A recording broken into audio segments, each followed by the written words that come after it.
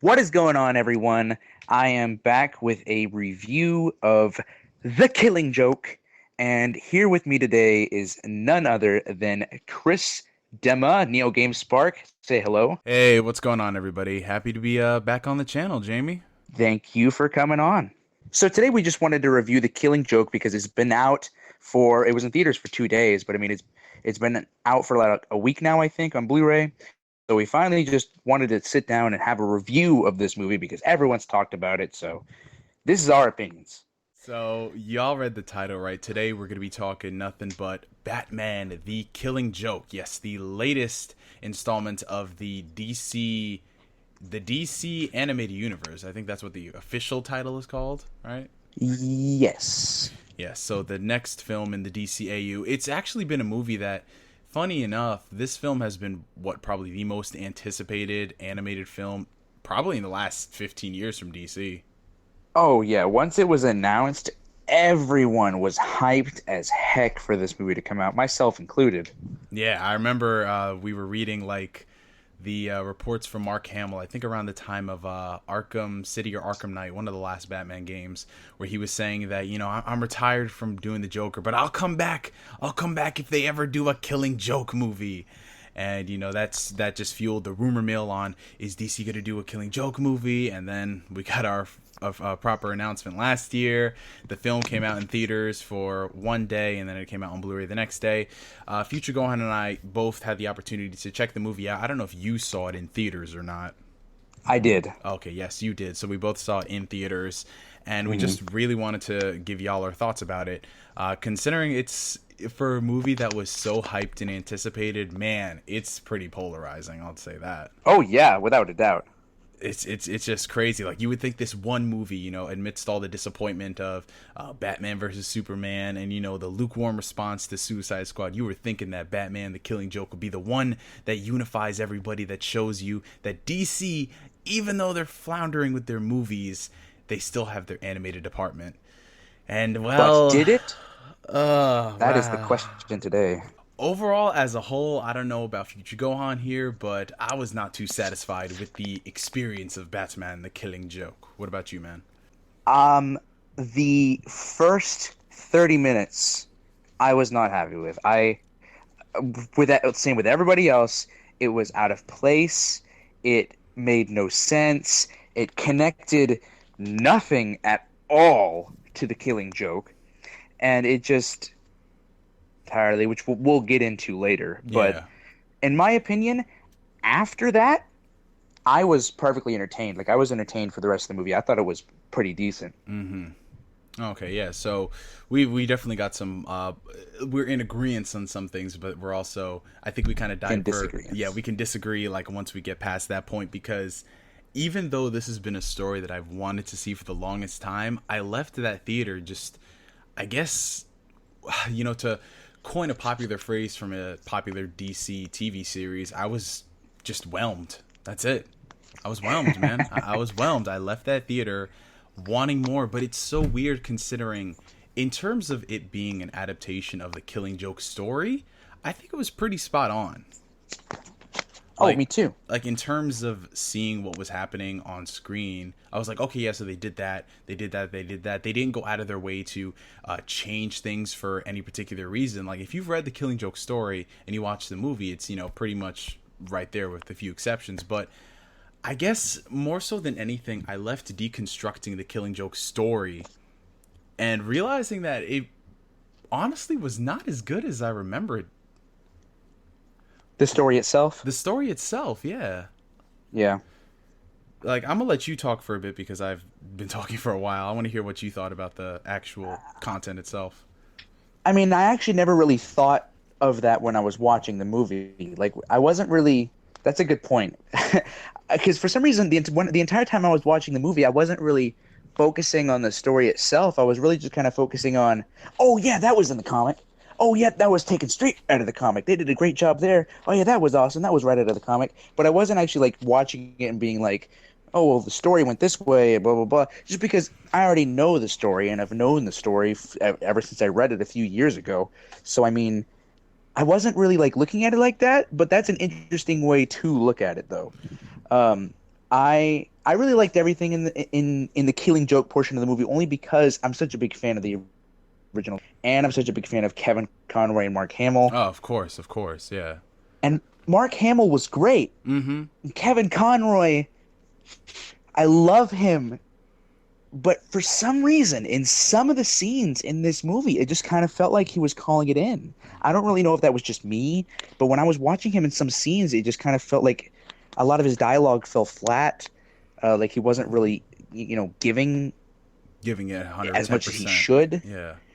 Yeah, but I don't know. That's just me. Yeah, that's interesting because I think more than anything, I agree with you on that point because, I left and I was just like, oh, it's Kevin Conroy, great, awesome, but I left out of there thinking, wow, it's just another Kevin Conroy Batman appearance. I think maybe because he's gotten so used to the role and it's just kind of second nature, but also to counter that point, I think that it's because this isn't necessarily a story about Batman. Like if you look at Kevin Conroy's other performances in the TV series and the movies, you can tell when he's giving great performances. But here, he doesn't really have a lot of good lines to go like, oh my God, that was awesome. I think it's more of a Mark Hamill scene than anything else. Oh, true, because this story, as the creators of the movie know, this story is a Batgirl story. This isn't a Batman or Joker story. This is about Batgirl. It's about her internal struggles as a woman. Yeah, and yeah. That's a perfect segue into talking about this intro. So, when we learned that they were doing the Killing Joke movie, everyone got excited, but we learned very late into production that they were actually including a prologue, something that wasn't in the original comic, but it was going to be focusing on a character who appeared in the Killing Joke, with that character being Barbara Gordon, aka Batgirl. And you would think to yourself that, okay, why are they doing this? They're probably doing this because they want to give more character development to Batgirl, because when what happens in Killing Joke happens to her, they want to make you feel for her. Because, like, let's be honest, if you're reading The Killing Joke and you have no idea who these characters are, let alone Batgirl, when she gets shot, it's just like, oh.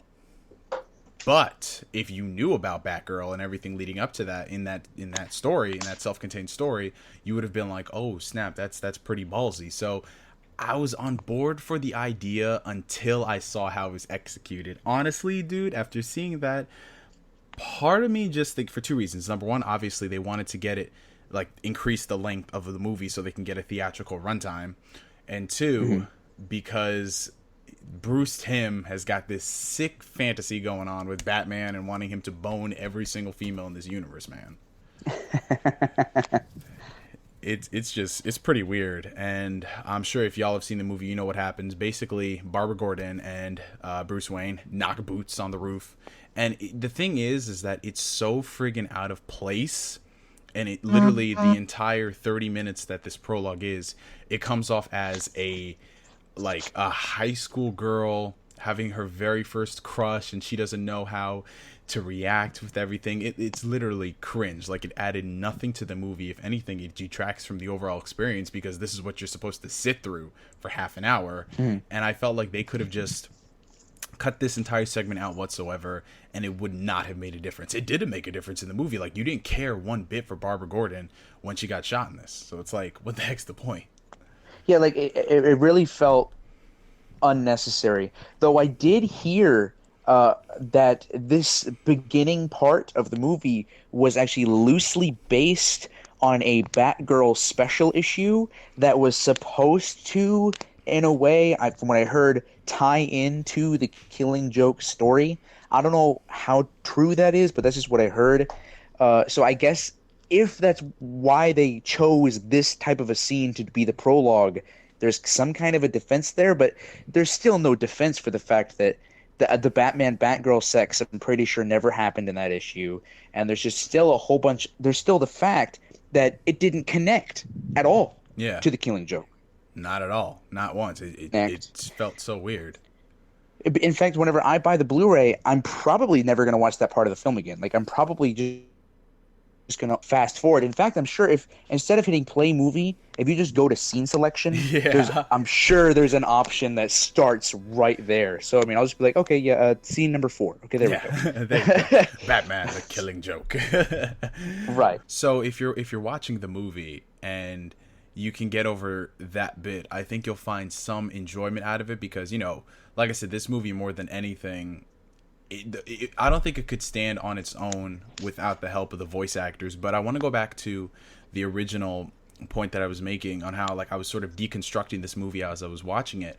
You know, what's the one thing that people like take away from The Killing Joke more than anything? They take away that all it takes is one bad day. All it takes is one bad day for a person to become the Joker, right?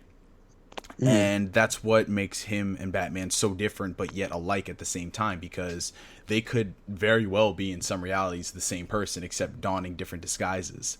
And, you know, there's a very philosophical comparison you can make with both of them. But the whole thing about The Killing Joke is that, oh, it's just one bad day. One bad day can turn a person evil and everything. I feel like this sort of story has been done before in the Batman mediums. If anything, in some cases, it's been done better, you know? One story in particular came way after The Killing Joke. And it really was expanded upon with the animated movie, Batman Under the Red Hood. That tackled the concept that, you know, Batman and some of his villains are really equal at the end of the day. Like, some of them just go about doing things in different ways, especially with Red Hood, also known as Jason Todd. You know, like, we're the same thing, we're just going about it different ways. And it really showed, like, the dichotomy of both characters in those situations, and how, regardless of what he's going through, Batman can't put himself in the position where he would ever, you know, straight up start executing people, unless he's directed by Zack Snyder. I don't know. That's something else. That's something else. But yeah, like, I watched Batman Under the Red Hood, and I saw, like, the deep meanings in that, and then I went to The Killing Joke, and I'm just like, okay, I guess this is. In my own personal opinion, I think that Under the Red Hood is a better movie than The Killing Joke.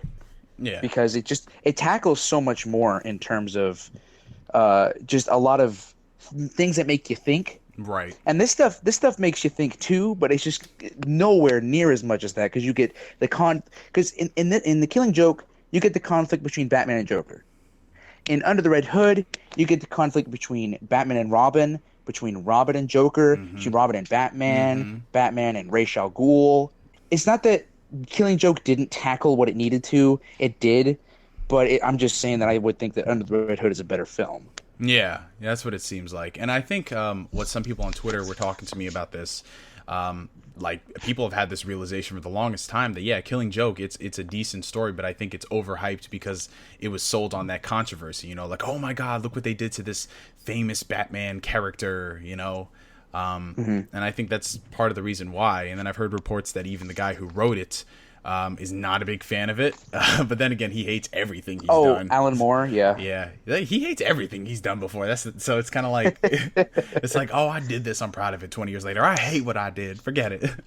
So to somewhat transition this review, since we did just talk about Under the Red Hood, Yeah. I think that's a perfect example for the next topic.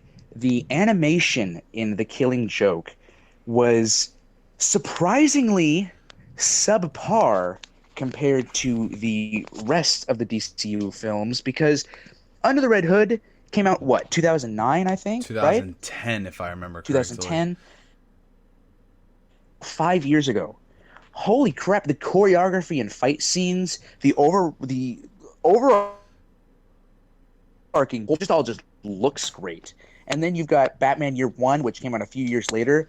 My God, another beautiful looking movie, beautiful choreography, fight scenes. Right. And then you have this one. Like, I get with the art style, at least the art style was trying to capture Alan Moore's, and that's fine.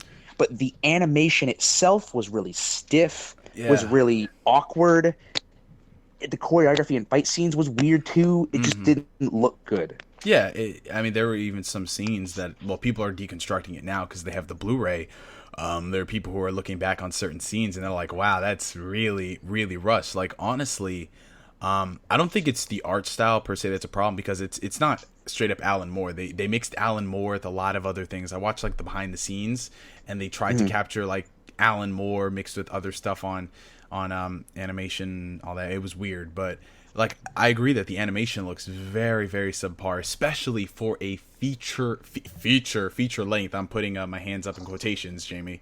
a feature length film, you would think that this had a lot more development. And you know what the sad part is that I remember I was talking to some people on Twitter about this. They were saying that, yeah, the animation looks bad. And I was thinking to myself that, oh, it's probably really early on. This is a sneak peek, low quality. And then when you finally see the movie, it's like, wow, not much has changed. Yeah, and someone I was actually talking to Anime AJ, one of the guys from Kanzenshuu on Twitter, and he was sharing his thoughts on the movie, and he brought up some really good animation points because I always viewed The Killing Joke, at least this animated movie, as almost maybe like a spiritual sequel to Batman the Animated Series. Actually comparing the film and the show, and what the show did with animation by using, those dark palette colors and all those different things was beautiful. And Killing Joke uses none of that. Like none of that is there. It uses poor CGI. Like remember those police cars at the beginning? Man, I That completely was forgot about that. horribly animated. Jeez. Horribly animated. In fact, police cars were animated in CGI in previous installments, like in Batman Year One, looked a million times better than in this movie. Like it literally looked like it was still in the pre-alpha stage of animation. Like it Yeah. was horrible looking, and just thought that it could have been, considering the project they were working on, Right. much better. Yeah, I think considering the project they were working on, the talent they had at their disposal, how people like when you talk about stories that people want adapted, this is the one. This is the one that everyone's wanted to see. And honestly, I think that DC saw that, Warner Brothers saw that, and they just went the cash grab approach. Like, oh, y'all want this Killing Joke movie? Okay, let's get it done as soon as possible and for as cheap as possible. Which, even if I have various thoughts about the story that don't line up with other people, I think that's still a disservice to this story, especially considering what people wanted this to be and what we ended up getting. What about you? That's actually a really good point because that's actually a whole thing in marketing. Like, for example, if you look at a movie like Batman Year One or Under the Red Hood, Yeah. nowhere near as popular as Killing Joke, Oh, right? no. But see, that's why they do that. They would put more money in animation and other things like that, making those films look good at the very least. So that way, even if people have never heard of them, Right. they'd buy it because they've heard good reviews, because the animation's good, or because the style's good, or whatever. This one, it's got the name, Killing Joke.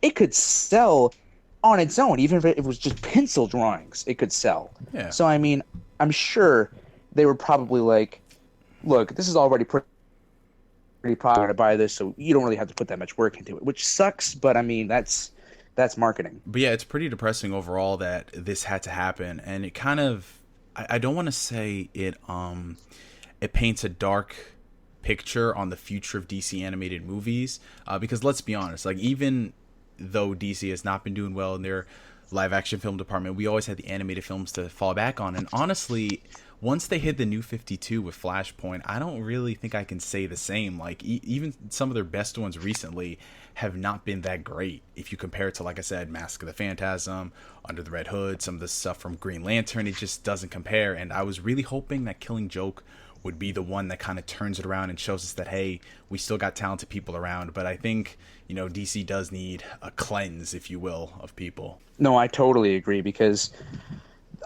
after... Like, I didn't even think Flashpoint was that good, to be honest with you. But after, I think, what was the last one I really enjoyed? I think last one I Year enjoyed One was Justice League War. That came out, I think, 2013? the first New 52 one, right? Yeah, right after Flashpoint. Literally right after Flashpoint. That one I haven't seen. The last good one I saw was Superman Unbound, the one that was based off Superman Brainiac. That was a That while one was ago. really good. Yeah, that was a while ago. Yeah. Every other one I've seen so far, like, they're trying to build Batman and Damian Wayne up in the current animation film universe so Yeah. much. All of those have been pretty much misses for me instead of hits. But maybe we'll see. We'll see. Okay, I say maybe we'll see it go in a better direction. But then I've seen the trailer for Justice League Dark, and they threw Batman in there because DC can't seem to do anything anymore without Batman. Yeah, unfortunately. So it's honestly, you can have a discussion about this till the end of time, which honestly, if y'all are interested in us sitting down, shooting the shit and talking about DC movies for 40 minutes, just let us know and we will totally do that. But yeah, any last closing comments on The Killing Joke? Animation not as good as I wish it was. The first 30 minutes will only be seen by me one time, and that one time was when I saw it in the theater, because every other time I will be skipping it. The rest of the movie is very entertaining. Like, if you have friends I would totally sit them down and show them The Killing Joke, just because it's a good story. It's a great Batman story. It's a great way to start on the franchise. But yeah, I give it maybe a 7 out of 10.